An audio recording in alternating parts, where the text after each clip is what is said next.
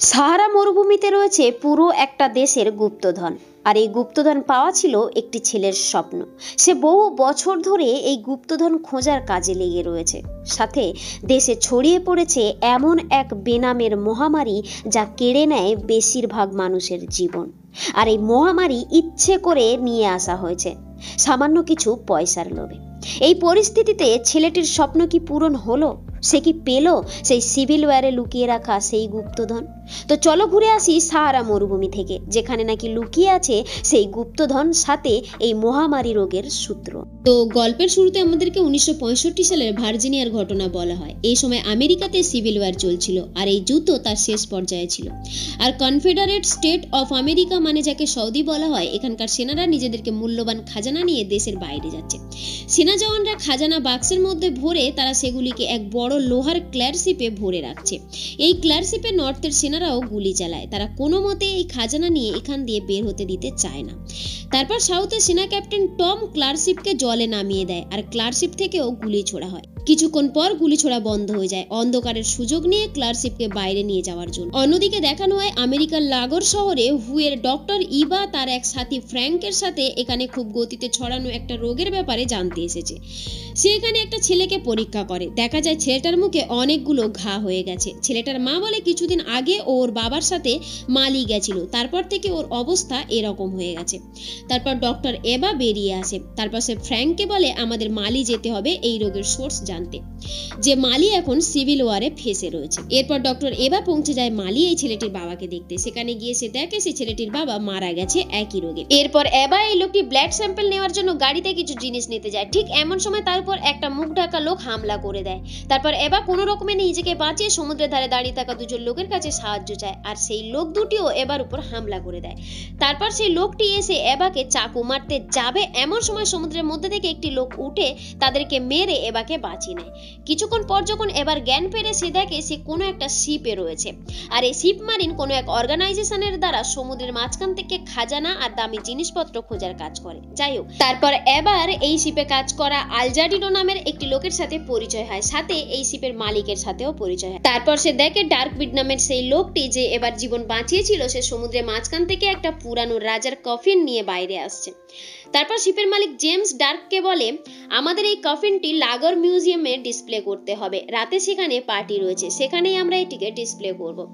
তারপর ডার্ক ফোনে একটা ডিলারের সাথে কথা বলে, আর সে আলজাডিনোকে বলে আমি কাল এই ডিলারের সাথে দেখা করতে যাব। যাই হোক, তো মিউজিয়ামে রাতে পার্টি শুরু হয়ে যায়, আর রাজার কফিন পাবলিকের সামনে ডিসপ্লে করা। এরপর ডার্ক সেই ডিলারের সাথে দেখা করতে যায়। ডিলার তাকে একটা সোনার কয়েন দেখায়, যার উপর কনফেডারেট অফ স্টেটের মোহর লাগানো আছে। আর এই কয়েন পাওয়া ডার্কের একটা স্বপ্ন, কারণ এই কয়েন হলো এক বিশাল খাজানা, আর এই খাজানা নাকি ডার্ক অনেক বছর ধরে খুঁজছে। যাই হোক, তারপর ডার্ক সেই কয়েনটি এনে জেমসকে দেখায়, আর সে এই কয়েনের পুরো হিস্ট্রি বলে, আর বলে এই কয়েন মালির একটা লোক পেয়েছে, এর মানে মালিতেই পুরো খাজানাটি রয়েছে। আমাকে তোমার বোর্ডটা দাও, আমি 3 দিনের মধ্যে পুরো মালি খুঁজে ফিরে আসবো। তারপর তারা বেরিয়ে পড়ে। এখন এদের সাথে ডক্টর এবা আর ফ্র্যাঙ্কও রয়েছে। আসলে ফ্র্যাঙ্ক ওই মিউজিয়ামে পার্টিতে গেছিল, সেখানেই সে আবার এবার সাথে মেলে। এখন এবা আর ফ্র্যাঙ্ক মালিতে যাচ্ছে সেই রোগের ব্যাপারে জানতে। রাতে খাবার সময় এবা ডার্ককে ওই কয়েনের ব্যাপারে জিজ্ঞাসা করতে সে বলে ক্যাপ্টেন টমের আয়রন শিপে রাখা ওই খাজানা খোঁজা হলো আমার স্বপ্ন। যাই হোক, তো বেশ কিছুক্ষণ পর তারা মালি পৌঁছে যায়। সেখানে পৌঁছে ডক্টর এবা আর ডার্ক তারা দুজন নিজেদের রাস্তায় রওনা দেয়। তারপর ডার্ক আর আলজাডিও সেই লোকটির ঘরে পৌঁছে যায় যে লোকটি এই কয়েনটি পেয়েছিল। এখন তার ঘর থেকে একটি মহিলা বেরিয়ে এসে বলে সে এখন মারা গেছে। তারপর ডার্ক একটা মসজিদে যায়, সেখানকার মৌলবীর সাথে দেখা করে, বলে আমি একটি পুরানো শিপ খুঁজছি। শিপটি আফ্রিকার সবথেকে বড় তুফানের সময়কালে লাফাজাঙ্গা পোর্টে এসেছিল। মৌলবী পুরানো সব বই নথিপত্র ঘেটে ডার্ককে বলে হ্যাঁ, আফ্রিকার সব থেকে বড় সমুদ্রী তুফানের 6 দিন পর লাফাজাঙ্গা পোর্টে একটি বিশাল বড় শিপ এসেছিল। ওই সময়ে এই শিপে থাকা একটাও মানুষ বেঁচে ছিল না। তারপর সেই শিপটি ভাসতে ভাসতে নাওয়াজা শহরের দিকে চলে গেছিল। শুনে ডার্ক নিজের বোর্ডে এসে বসে। সে রুডিকে বলে বোর্ডের সোনার অন করতে, যাতে তারা সমুদ্রের তলদেশে থাকা কোনো আজীব জিনিস বা শিপের মালবা পায়, যাকে তারা ডিটেক্ট করতে পারে। বোর্ড চালু হয়।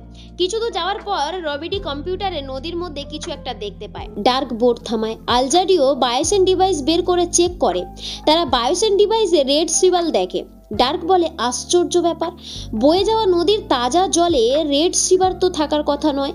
এরই মধ্যে এখানে মালির আর্মি বোর্ড নিয়ে সেখানে আসে। তারা ডার্ককে বারবার জিজ্ঞাসা করছে ওই ডাক্তাররা কোথায়, আমরা তাদেরকে খুঁজছি। তারপর ডার্কের কাছে বোর্ডের মালিক জেমসের কল আসে। সে তার বোর্ডের ব্যাপারে জিজ্ঞাসা করে। এরই মধ্যে ডার্ক বুঝে যায় এখানে কিছু একটা গড়বড় হয়েছে, তাই সে ফোন কেটে দিয়ে আর্মিদের বোর্ডের সাথে নিজেদের বোর্ড বেঁধে দেয় আর সে নিজের বোর্ডকে খুব স্পিডে চালিয়ে নিয়ে যায়। এতে আর্মিদের বোর্ড উল্টে যায়। তারপর সে নিজের বোর্ড নিয়ে খুব স্পিডে বেরিয়ে যেতে থাকে। এরই মধ্যে এখানে আর্মিদের আরো দুটি বোর্ড চলে আসে আর এই অফিসাররা ডার্কের বোর্ডের উপর কন্টিনিউ গুলি করতে থাকে। কিছুক্ষণ পর আলজাডিও বলে, আমাদের বোর্ডের ইঞ্জিন থেকে ধোঁয়া বেরোচ্ছে, এখন কি হবে? ওদিকে আর্মি অফিসাররাও তাদের পিছনে পড়ে আছে। এরপর তারা বোর্ডকে ব্লাস্ট করানোর জন্য ফিউল পাইপ কেটে দেয় আর সেখানে একটি সিগারেট বেঁধে দেয়। তারপর খুব স্পিডে বোর্ড চালিয়ে তারা নদীতে ঝাঁপ মারে আর তাদের বোর্ডে ব্লাস্ট হয়ে যায়, সাথে আর্মিদের বোর্ডও উল্টে যায়। এখন ডার্ক আর তার দুই সাথী উপরে উঠে আসে। তারা নদীর পাশে থাকা একটি ভাঙাচোরা ঘরে ঢোকে। ডার্ক বলে, আমি আর আলজাডিও যাব এভা আর ফ্র্যাঙ্ককে বাঁচাতে। এখন এদের পিছনে আর্মি পড়ে আছে, মানে এদের কোনো না কোনো বিপদ অবশ্যই হয়েছে। আর রুডি, তুমি বর্ডার ক্রস করে জেমসের কাছে চলে যাও। তারপর তারা যে যার রাস্তায় বেরিয়ে পড়ে। এখন দেখানো হয় ডক্টর এভা আর ফ্র্যাঙ্ক মালির একটা গ্রামে যায়। সেখানে তারা দেখে পুরো গ্রাম খালি পড়ে রয়েছে, সেখানে একটাও মানুষ নেই। তারা কিছু ঘরে ঢুকে দেখে সেখানে লাশ পড়ে রয়েছে আর তাদের সবার শরীরে সেই একই রকমের ঘা। পরের দিন সকালে কয়েকজন লোককে নিয়ে এভা গ্রামটা ঘুরে দেখছিল। এমন সময় তাদের চোখে একটা খুব গভীর কুয়া পড়ে। এবার এভা দড়ির সাহায্যে সেই কুয়োতে নামে জলের স্যাম্পেল নেওয়ার জন্য। এরই মধ্যে উপর থেকে ফ্র্যাঙ্কের আওয়াজ আসে। সে বলে, এখানে কিছু আর্মির গাড়ি এসেছে, আমি যাচ্ছি তাদের সাথে কথা বলতে। ঠিক এমন সময় উপরে গুলি চলে। আওয়াজ শুনে এবা ভয় পেয়ে যায়। আসলে উপরে আর্মি অফিসাররা এখানে উপস্থিত সবাইকে মেরে দিয়েছে, শুধুমাত্র ফ্র্যাঙ্ককে ছাড়া। তারপর এখানে একটা হেলিকপ্টার আসে যার আওয়াজ ডার্করাও পায়, তাই তারা সেই দিকে আসে। তারপর হেলিকপ্টার থেকে নামে মালির ডিটেক্টর। সে ফ্র্যাঙ্ককে জিজ্ঞাসা করে, ডক্টর এবা কোথায়? সে বলে, আমি জানি না, ও এখানে নেই। শুনে ডিটেকটিভ ফ্র্যাঙ্ককে গুলি করে মেরে দেয়। এতক্ষণে এখানে ডার্করাও পৌঁছে গেছে, তারা লুকিয়ে এইসব ঘটনা দেখছিল। এখন ডিটেক্টর এখানকার আর্মিদের অর্ডার দেয়, এবা এই এরিয়াতেই আছে, তোমরা তাকে খুঁজে বের করো। বলে সে হেলিকপ্টারে উঠে চলে যায়। এরই মধ্যে ডার্ক কুয়ার পাশে এবার ব্যাগ দেখে নেয়। আর্মিরা চারিদিকে খুঁজতে লেগে যায়। তারা কুয়ার সামনে এসে অন্ধকার কুয়াতে কিচ্ছু দেখতে না পেয়ে তাতে গুলি করতে যাবে। এমন সময় সেখানে ডার্ক চলে আসে উটের পিঠে বসে কুয়া থেকে জল নেবে বলে। তারপর আর্মি অফিসাররা ডার্কের কাছে আসে। সুযোগ বুঝে ডার্ক তাদের উপর হামলা করে দেয়। এরই মধ্যে একটা অফিসারের বন্দুক গিয়ে পড়ে কুয়োর মধ্যে। এর মধ্যে এখানে ডার্কদের সাথে আর্মিদের লড়াই লেগে যায়। বেশ কিছুক্ষণ গুলিবাড়ি চলার পর ডার্কের ঠিক পিছনে এক আর্মি অফিসার তার দিকে বন্দুক দেখেছে। এখন সে ডার্ককে গুলি মারতে যাবে, এমন সময় পিছন থেকে ওই অফিসারের উপর কেউ গুলি চালিয়ে দেয়। দেখা যায় এই গুলি ডক্টর এভা চালিয়েছে। আসলে যতক্ষণ এখানে লড়াই চলছিল ডক্টর এভা উপরে ওঠার চেষ্টা করছিল আর ফাইনালি সে উপরে উঠে এসেছে। এভা ফ্র্যাঙ্কের বডি দেখে খুব দুঃখ পায়, কিন্তু ডার্ক তাকে তাড়াহুড়ো করে গাড়িতে বসিয়ে নিজেদের সাথে নিয়ে চলে যায়। অন্যদিকে দেখানো হয় জেমস ডার্কদের বাঁচানোর জন্য সিআইএ এর পূর্ব এজেন্ট কার্লের সাথে দেখা করে। সে তাকে নিজের বন্ধুদেরকে বাঁচানোর রিকোয়েস্ট করে। অন্যদিকে ডার্কের গাড়ি জেনারেল কাজিমের এলাকা থেকে বেরিয়ে যায়, গিয়ে পড়ে মদিগোর এলাকায়। তার লোকজন এদের তিনজনকে ধরে নিয়ে আসে তার কাছে। মদিগো তাদেরকে জিজ্ঞাসা করে, তোমরা বিদেশ থেকে এখানে কেন এসেছো? ডক্টর এভা বলে, আমি একজন ডাক্তার, এখানে যে অদ্ভুত রোগ ছড়িয়েছে আমি তার ব্যাপারে রিসার্চ করতে এসেছি হুয়ের তরফ থেকে। রোগের কথা শুনে মদিগো তাকে সাথে নিয়ে একটা জায়গায় যায় যেখানে সেই রোগে আক্রান্ত সমস্ত মানুষ পড়ে রয়েছে। এভা বলে, হ্যাঁ এটা সেই রোগ। শুনে মদিগো তাদের তিনজনকে সেখানে থাকার পারমিশন দিয়ে দেয়। তারপর ডক্টর এভা সেখানকার জল পরীক্ষা করে ডার্ককে বলে, এই রোগ নিজে থেকে হচ্ছে না, এই রোগকে ছড়ানো হচ্ছে, কেউ বা কারা এখানকার জলে বিষ মিশিয়ে দিয়েছে আর এই জল খেয়ে এখানকার মানুষও রোগে আক্রান্ত হচ্ছে। এখন এই ব্যাপারে ডার্ক মদিগোর সাথে কথা বলে। সে বলে, আমাদের এই রোগের সোর্সকে ধরতে হবে। মদিগো বলে, সেটা তোমাদের কাজ, আমার কাজ এখানকার মানুষদের দেখভাল করা। অন্যদিকে দেখানো হয় আলজাডিও এখানকার বাচ্চাদের সাথে বল খেলছে। তারপর তার বল গড়িয়ে যেতে থাকে। সে সেই বলের পিছন পিছন যেতে যেতে একটা গুহাতে পৌঁছায়। সে সেখানে একটা অদ্ভুত জিনিস দেখে দৌড়ে গিয়ে ডার্ককে নিয়ে আসে। ডার্ক গুহার দেয়ালে একটা পেন্টিং দেখে, যেটি ছিল সেই খাজনা শিপের পেন্টিং। এখন ডার্ক পেন্টিং দেখে বুঝে যায় এই শিপ কোনো এক রেগিস্থানে রয়েছে। সে তাদেরকে বলে, এই রেগিস্থানটি যেখানে অবস্থিত সেখানে 150 বছর আগে একটা নদী ছিল, সেই নদী শুকিয়ে গিয়ে তার বালি উপরে উঠে এসেছে আর তার উপরেই এই শিপ দাঁড়িয়ে আছে। দেখা যাচ্ছে এই পেন্টিং এ। আমরা যদি এখন সেখানে যাই তাহলে আমরা ওই নদীর জল কোথাও না কোথাও একটু হলেও পাবো, আর যদি আমরা সেই নদীকে খুঁজে পাই তাহলে আমরা জেনে যাব এই রোগের সোর্স, আর তার সাথে আমরা আমাদের এই শিপকেও খুঁজে পাবো। তারপর তারা তিনজন উটের পিঠে বসে বেরিয়ে পড়ে সেই নদীর উদ্দেশ্যে। বেশ অনেকটা রাস্তা চলার পর তারা সেই রাস্তা ধরে, যে রাস্তা দিয়ে ওই নদীর কাছে তারা পৌঁছাতে পারবে। তারপর বেশ কিছুক্ষণ চলার পর তারা সেই দেওয়াল দেখে, যে দেওয়ালটি ওই গুহার মধ্যে আঁকা ছিল। তারা সেই দেওয়ালের উপর চড়ে। তারপর ডার্ক দেখে বেশ অনেকটা দূরে একটা সোলার প্ল্যান্ট, যেটি ছিল মাস্টার্স এন্টারপ্রাইজের। তারপর দেখা যায় তার পাশেই একটা রেলওয়ে ট্র্যাক রয়েছে, যার উপর দিয়ে এখন একটা ট্রেন যাচ্ছে। তারপর তারা ওই সোলার প্ল্যানেটের ব্যাপারে জানার জন্য উঠে যায় ওই ট্রেনে। অন্যদিকে রুডি এখন জেমসের সাথে নিজেদের শিপে রয়েছে। সে নিজের জিনিসপত্রের মধ্যে থেকে সেই কৌটোটা পায় যার মধ্যে ডার্ক ওই নদী থেকে পাওয়া রেড সেবার রেখেছিল। এখন সে সেটিকে পরীক্ষা করে আর তার রেজাল্ট জেমসকে দেখায়। দেখে জেমস আশ্চর্য হয়ে যায়। ওদিকে তারা তিনজন পৌঁছে গেছে প্ল্যান্টে। সেখানে তারা দেখতে পায় ট্রেনে করে এই প্ল্যান্টে সমস্ত রেডিও অ্যাক্টিভ কেমিক্যাল নিয়ে আসা হচ্ছে, আর সোলার এনার্জিতে হাই টেম্পারেচারে ইউজ করে এই সমস্ত কেমিক্যালকে ভাপে রূপান্তরিত করা হচ্ছে, আর কিছু কেমিক্যালের ট্রাঙ্ককে আন্ডারগ্রাউন্ডে রাখা হচ্ছে। এখন এরা তিনজন ওই আন্ডারগ্রাউন্ডে পৌঁছে যায়, যেখানে তারা হতভম্ব হয়ে যায়, কারণ সেই পুরো চেম্বারটি রেডিও অ্যাক্টিভ আর টক্সিক কেমিক্যালে ভরা ছিল, আর এই কেমিক্যালের ট্রাঙ্ক লিক হয়ে মাটিতে যাচ্ছিল, আর সেখান থেকে তা পৌঁছে যাচ্ছিল নাইসাল নদীতে।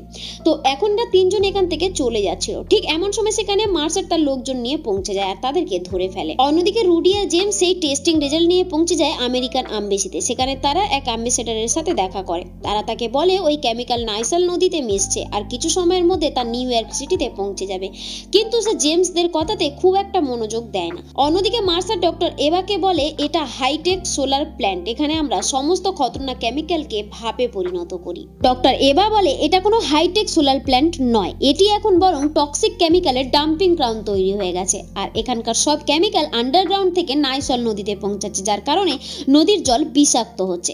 প্রথমে সে ডক্টর এবার কথা বিশ্বাস করে না, কিন্তু তার মনের মধ্যে একটা সন্দেহ ঢুকে যায়। অন্যদিকে ডার্ক আর তার বন্ধুকে একটা গাড়িতে বেঁধে নিয়ে যাওয়া হচ্ছে। এখন ডার্ক নিজের সেই গোল্ড কয়েন ব্যবহার করে গাড়ির উপরের পার্টিশনকে খুলে নেয় আর সেটি সমেত গাড়ি থেকে ঝাঁপিয়ে পড়ে। ওদিকে মার্সাট কাজিমের সাথে দেখা করে বলে আমাদের এই প্ল্যান্ট বন্ধ করতে হবে, যার কারণে নদীতে বিষ ছড়াচ্ছে। সে বদমাইশটি বলে তোমার যদি মানুষের চিন্তা এতই হয় তাহলে তুমি এই প্ল্যান্টকে বন্ধ করতেই পারো, কিন্তু আমাকে আমার পেমেন্ট দিয়ে যেতে হবে। এখন মার্সাট বাধ্য হয়ে তার কথা শুনতে রাজি হয়ে যায়। অন্যদিকে ডার্ক তার বন্ধুর সাথে এখনো সেই গাড়ির প্লেটের সাথে বাঁধা রয়েছে। তারা মরুভূমির রাস্তা দিয়ে হেঁটে চলেছে সেখান থেকে বেরোনোর আশায়। তারপর তারা রেগিস্থানে একটা ভাঙা প্লেনের কিছু অংশ পায়, তার সাহায্যে তারা নিজেদের হাত করে খুলে নেয়। তারপর তারা পৌঁছায় মোদিকরের কাছে, আর তারা মোদিকরকে বলে তোমার লোকবল চাই কাজিমের সাথে লড়ার জন্য। সে বলে কাজিমের মতো হাতিয়ার আমাদের কাছে নেই, তাই আমি আমার নিজের লোকজনদেরকে মরার জন্য পাঠাতে পারি। তবে সে নিজের গাড়ি দিতে রাজি হয়ে যায়। গাড়িতে করে ছদ্মবেশ ধরে ডার্ক পৌঁছে যায় প্ল্যান্টে। সেখানকার সিকিউরিটি প্রথমে তাকে কাজিম ভাবে, তারপর সিকিউরিটি বুঝতে পারে, কিন্তু সে সিকিউরিটির সামনে বন্দুক ধরে ভিতরে ঢুকে যায়। এখানে মার্সাটও বুঝে যায় তার সিকিউরিটিকে কেউ ব্রেক করেছে। তারা প্ল্যান্টে এভাকে খুঁজে, কিন্তু সে আশ্চর্য হয়ে যায়, কারণ আজ প্ল্যান্ট পুরো খালি ছিল। আর প্ল্যান্ট খালি হওয়ার মানে এটা ছিল যে মার্সাট এখন বুঝে গেছে যে তার এই প্ল্যান্টের কারণে নদীতে বিষ ছড়াচ্ছে, আর এই কথা যাতে আমেরিকা পর্যন্ত না পৌঁছায় তাই সে তার ফেস বাঁচানোর জন্য এখন সে এটাকে উড়িয়ে দেবে। এখন প্ল্যান্টের হেলিপটে একটা হেলিকপ্টার আসে আর মার্সার ডক্টর এভাকে জবরদস্তি হেলিকপ্টারে চড়ায়। এরই মধ্যে সেখানে ডার্ক চলে আসে আর সে হেলিকপ্টারের দরজা খুলে এভাকে বাঁচানোর চেষ্টা করে। ঠিক এমন সময় সেখানে মুখে কাপড় বাঁধা সেই লোকটি এসে ডার্কের উপর হামলা করে দেয়। এখন এদের দুজনের মধ্যে মারামারি শুরু হয়ে যায়।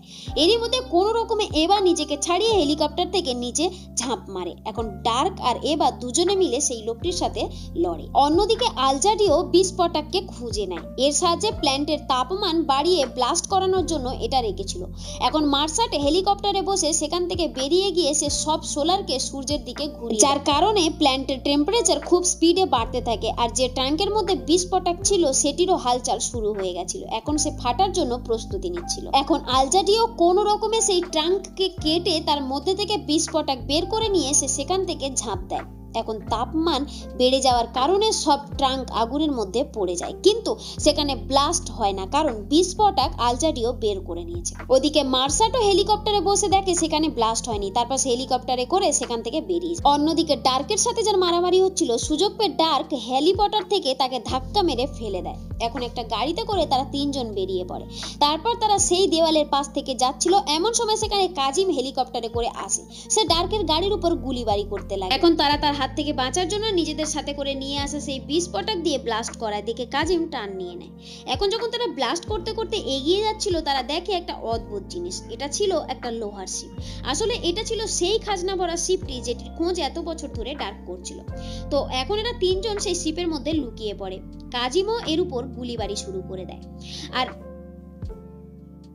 তার গুলি এই লোহার শিপকেও ভেদ করে যায়। এরই মধ্যে ডার্ক দেখে এই শিপের মধ্যে আগে থেকে একটা তোপ লাগানো আছে। ঠিক এমন সময় এবা বলে কাজিমের ট্রাঙ্ক তাদের দিকে আসছে। সেকেন্ডের মধ্যে তার এই ট্রাঙ্ক সেই লোহার শিপের উপর গুলি বর্ষাতে শুরু করে দেয়, আর এই ধামাকাতে আয়রন শিপে থাকা কিছু বক্স খুলে যায়, আর তার মধ্যে থেকে সোনার কয়েন বেরোতে থাকে। এরপর ডার্ক এখানে পড়ে থাকা সেই তোপ চালিয়ে দেয় কাজিমের হেলিকপ্টারকে লক্ষ্য করে, আর সেটি সঠিক নিশানায় লাগে। এইভাবেই কাজিমের মৃত্যু হয়।